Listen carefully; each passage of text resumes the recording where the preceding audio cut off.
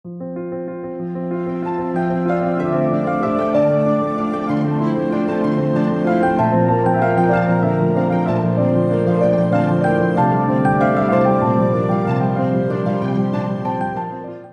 Hello my dear farmers, எல்லாரும் எப்படி இருக்கீங்க? எல்லாரும் நல்லா இருப்பீங்கன்னு நினைக்கிறேன். இன்னைக்கு நம்ம இந்த வீடியோவில் என்ன பார்க்க போறோம்னா பிளாக் பெப்பர் கல்டிவேஷன், மிளகு சாகுபடி. மிளகை பொறுத்த வரைக்கும் பார்த்தீங்கன்னா இதுதான் கிங் ஆஃப் ஸ்பைசஸ், மசாலாக்களின் ராஜான்னு சொல்லுவாங்க மிளகை. ஸோ இந்த மிளகு உற்பத்தியில் இந்தியாவோட பங்கு 54%. உலகத்திலே அதிக லெவலில் பிளாக் பெப்பர் ப்ரொடியூஸ் பண்ணுற நாடு எதுனா நம்ம இந்தியா தான். அதுலேயும் இந்தியாவில் உற்பத்தி ஆகிற 90% மிளகு எங்கே உற்பத்தி ஆகுதுன்னா கேரளாவில். இதை தவிர்த்து தமிழ்நாட்டிலே மிளகு உற்பத்தியை நம்ம பார்க்க முடியும். இதில் குறிப்பிட்டு சொல்கிற சில வெரைட்டி மிளகு எதுனான்னு கேட்டிங்கன்னா கரிமுண்டா அப்படின்ற மிளகு அதிக விலைக்கு போகுது. இது கேரளாவில் அதிகமாக வளர்க்கப்படுற ஒரு வகையான மிளகு. நம்ம தமிழ்நாட்டில் பன்னியூர் அப்படின்ற ஒரு வெரைட்டியை நம்ம பயன்படுத்திட்டு இருக்கோம். நம்ம இந்த மிளகு உற்பத்தியில் கிட்டத்தட்ட ஒரு ஏக்கரில் 4 லட்சத்துலேருந்து 10 லட்சம் வரைக்கும் நம்மளால் லாபம் எதிர்பார்க்க முடியும். அதெல்லாம் எப்படி அப்படின்றத தான் நம்ம இந்த வீடியோவில் பார்க்க போகிறோம். மிளகு பார்த்திங்கன்னா நம்ம தமிழ்நாட்டில் பரவலாக நிறைய இடத்துல வளர்க்கப்படுது.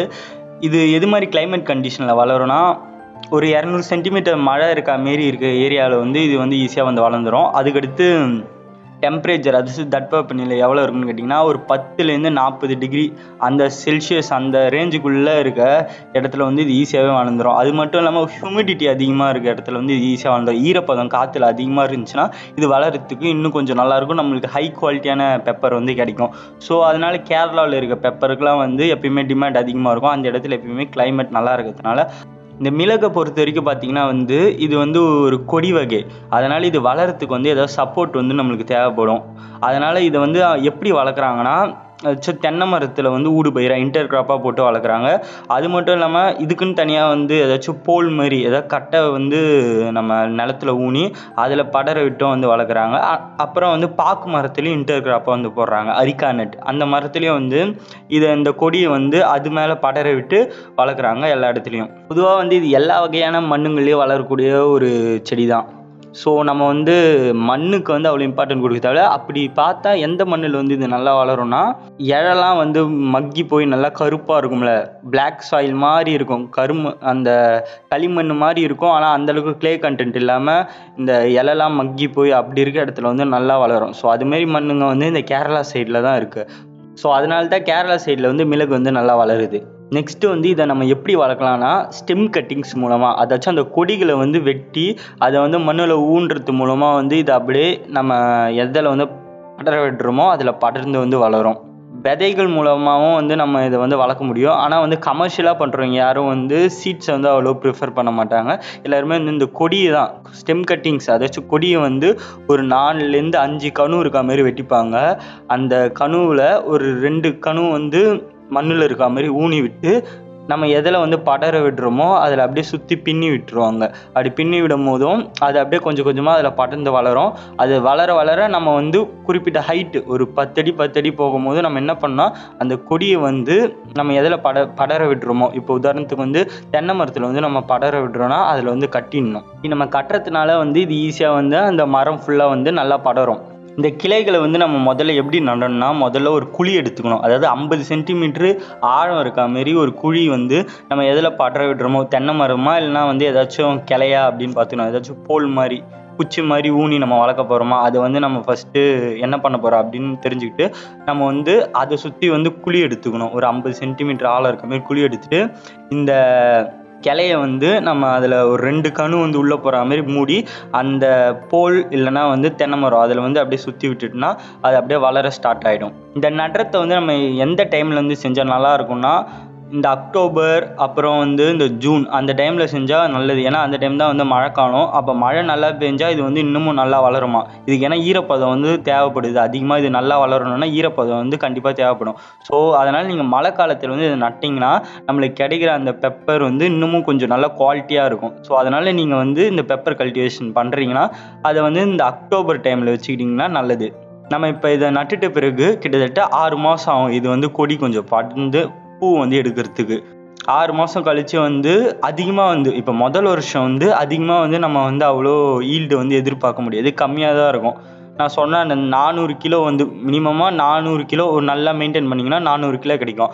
அந்த 400 கிலோ வந்து இந்த முதல் வருஷத்துலேயே கிடைக்காது. இப்போ முதல் வருஷம் வந்து ஒரு 100 கிலோ கிடைக்கும். அதுக்கும் கம்மியாக கிடைக்கிறதுக்கும் நிறைய சான்சஸ் இருக்குது, உங்களோட மெயின்டெனன்ஸை பொறுத்து எல்லாமே. அப்புறம் 2வது வருஷம் இன்னும் கொஞ்சம் இன்க்ரீஸ் ஆகும். 3வது வருஷம் நல்ல ஒரு ஈல்டு வந்து கிடைக்க ஸ்டார்ட் ஆகிடும். ஒரு 8 வருஷம் ஆன கொடியிலேருந்து ஒரு 400லேருந்து 500 கிலோ வந்து நீங்கள் ஒரு ஏக்கரில் வந்து எதிர்பார்க்க முடியும்.